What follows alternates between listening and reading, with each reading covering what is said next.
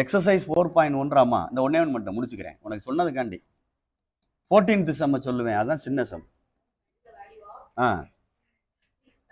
இந்த இருக்குவாரு இதெல்லாம் கேட்டானே விட்டுட்டு போகக்கூடாது. இப்போ உன்ட்ட சொன்னதுதான் 6 ஃபேக்டோரியல் அப்படின்னா 6 into 5 into 4 into 3 into 2 into 1 multiply பண்ணி எழுது. என்ன வரும்? ஒழுங்கா பாரு. 120 240 720 120 பாரு ஒழுங்கா.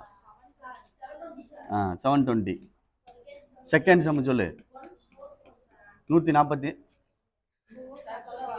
குட்டமுட்டி 4 ஃபேக்டோரியல் ப்ளஸ் 4 ஃபேக்டோரியல்னா 4 இன்ட்டு அந்த மாதிரி எழுதிக்க.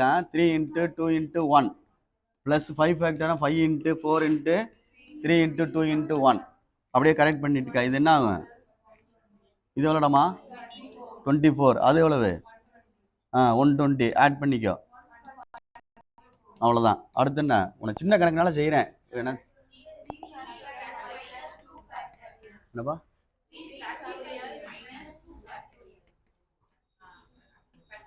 சரி டேய் கவனி, வெளியில் எடுத்தும் செய்யலாம் அப்படியே செய்யலாம். 3 into 2 into 1 minus 2 into 1 3 2 sir 6 minus 2 4 வேற இன்ட்டு 4 ஃபேக்டோரியல்.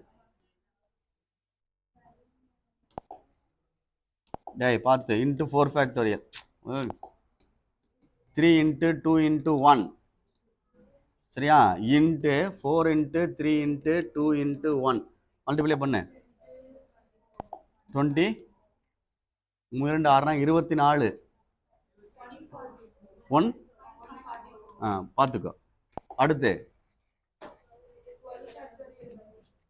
12 ஃபேக்டோரியல் பை இந்த வரண்டாமா 12 factorial by 9 factorial.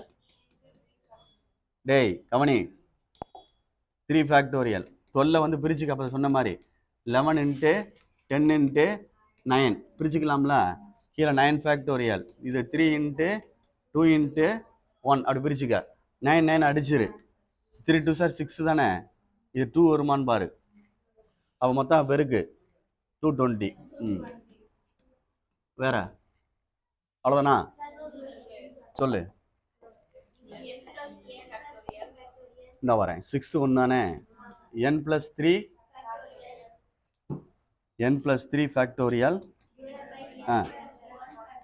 n + 1 factorial. ஆமாம் கொஞ்சம் கவனிச்சுக்க. இதை அப்படியே எழுதிட்டு இதுலேருந்து ஒன்றை கழிச்சா என்னடா வரும்? டேய் இதில் கவனிச்சு கழிச்சு சொல்லு. இது அப்படியே எழுதுறேன். இதுலேருந்து ஒன்று கழிச்சா n + 2 இதுலேருந்து ஒன்று கழிச்சா அப்படி எழுதி ஃபேக்டோரியல் எழுதிக்கணும்.